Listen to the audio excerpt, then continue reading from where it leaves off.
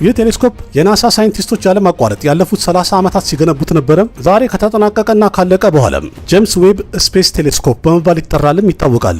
በአጠቃላይ ወጣበት 10 ቢሊዮን የሚደርስ የአሜሪካን ዶላር ፈሰስ አድርገው የሰሩት ሲሆን ገንዘቡ ብቻ ሳይሆን በሺህ የሚቆጠሩ ኢንጂነሮች ላብና ደማቸውን ጠብ አድርገው ተጣጥረውና ታግለው የሰሩት ነው። ይህ ቴሌስኮፕ በዓለማችን ላይ ከተሰሩት እጅግ በጣም ኃይለኛ የሚባለው ትልቁና በውስጡም ደግሞ በጣም ውስብስብ የሆኑ ሲስተሞች የተገጠመለት አስገራሚ ቴሌስኮፕ ተብሎ ተመዝግቧል። ይህ ቴሌስኮፕም ደግሞ ዩኒቨርስ ውስጥ ከዛሬ ከ100 ሺህ ከሚሊዮን እና ከቢሊዮን ዓመታት በፊት የተፈጠሩትን ነገሮች እንዳለ በትክክል ማየት ይችላል ተብሏል። በዛም የተነሳ ይመስላል የዓለማችን ትልልቅ የሚባሉ የተለያዩ ሳይንቲስቶች ይህንን ቴሌስኮፕ ታይም ማሽን ነው ብለው መስክረውለታል። ናሳዎች እንግዲህ ይህን ቴሌስኮፕ ካመረቱና ከሰሩ በኋላ የምድራችንንና በአጠቃላይ የዩኒቨርሱን በዚህ በትልቁ አጽናፈ ዓለማት ውስጥ የተደበቀውን ሚስጥር ግልጽ አድርገን የምናይበት ትልቅ መሳሪያ እጃችን ላይ ገብተዋል ብለዋል። ግን እዚህ ጋር ትልቁ ጥያቄ ከዛሬ ከሚሊዮንና ከቢሊዮን ዓመት በፊት የተፈጠረውን ነገር ያን ሁሉ ነገር በአጠቃላይ ይህ ጄምስ ዌብ የተባለው ቴሌስኮፕ እንዴት አድርጎ ነው ማየት የሚችለው? ምን አይነት አቅም አለው የሚለው ነው። ይህ ቴሌስኮፕ ስራውን እንዴት ነው የሚሰራው? እና የሰው ልጅም ሆነ ሳይንቲስቶቹ በዚህ ቴሌስኮፕ እርዳታ ምን አይነት ነገር ሊያዩ ይችላሉ?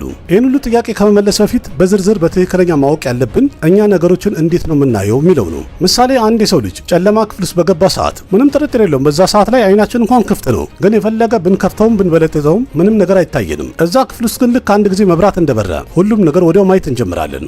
ይህም ማለት ክፍል ውስጥ ጨለማ በነበረ ሰዓት ላይ ክፍል ውስጥ ያሉት የተለያዩ እቃዎች ወይም ቁሳቁሶች እዛው ቦታ ላይ ነበሩ፣ ግን ለኛ አይታዩንም ነበረ።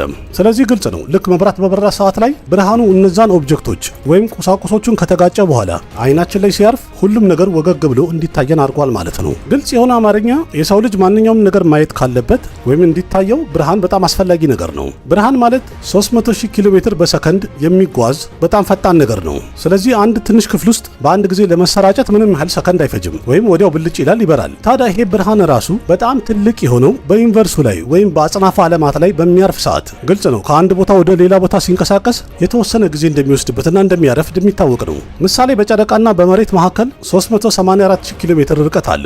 የፀሐይ ብርሃንም ልክ እንደወጣች ከጨረቃ ጋር ተጋጭታ መሬት ስትደርስ በዛ ሰዓት ላይ እኛ ጨረቃ በደንብ ትታየናለች። ግን ያ ብርሃን ራሱ ጨረቃ ላይ ካረፈ በኋላ መሬት እስከሚደርስ ድረስ 1 ከሩብ ሰከንድ ይፈጃል።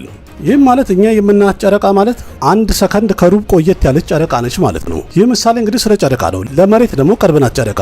ምሳሌ እዚህ ጋር በጣም አንጸባርቆ የምታዩት ኮከብ የሚመስለው ሳተርን የሚባለው ፕላኔት ነው። ማለትም የኛው ሶላር ሲስተም ራሱን የቻለ አንድ ፕላኔት ነው። ከመሬት እስከ ሳተርን ያለውን ርቀት እኒ ከተባለ 1 ቢሊዮን 600 ሚሊዮን ኪሎ ሜትር ርቀት አላቸው። ሳተርን ይርቃል ከመሬት። ብርሃን ደግሞ ቀደም ብዬ እንደነገርኳችሁ በሰከንድ ውስጥ 300,000 ኪሎ ሜትር የመጓዝ አቅም አለው። ስለዚህ ከሳተርን እስከ ምድር ወይም መሬት ላይ እስከሚደርስ ድረስ 5333 ሰከንዶችን ያረፍዳል ወይም ይቆያል ማለት ነው።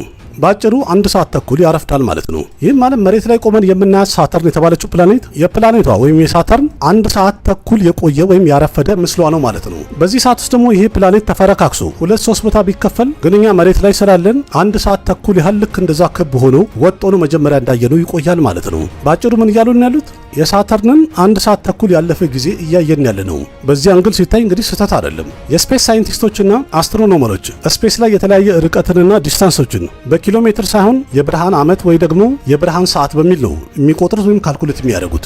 ስፔስ ላይ አንድ ብርሃን ከአንድ ቦታ ተነስቶ 1 ሰዓት ፈጅቶ ሌላ ቦታ በሚደርስ ሰዓት ላይ ያ ርቀት 1 የብርሃን ሰዓት ይባላል። ያው ብርሃን ራሱ ደግሞ ስፔስ ላይ 1 ዓመት ያህል ከተጓዘ በኋላ ጉዞውን ሲያጠናቅቅ ወይም የሚፈለገው ቦታ ላይ ካረፈ ያ ርቀት 1 የብርሃን ዓመት ይባላል። ቀደም ብዬ በምሳሌ እንዳስረዳኋችሁ ከሳተርን ጋር ተጋጭቶ ብርሃኑ መሬት ላይ እስከሚደርስ ድረስ 1 ሰዓት ተኩል ያረፍዳል ወይም ይቆያል እንዳልኳችሁ። ካልኩሌት ስናደርገው ሳተርን ከመሬት 1.5 የብርሃን ሰዓት ርቆ ይገኛል ማለት ነው።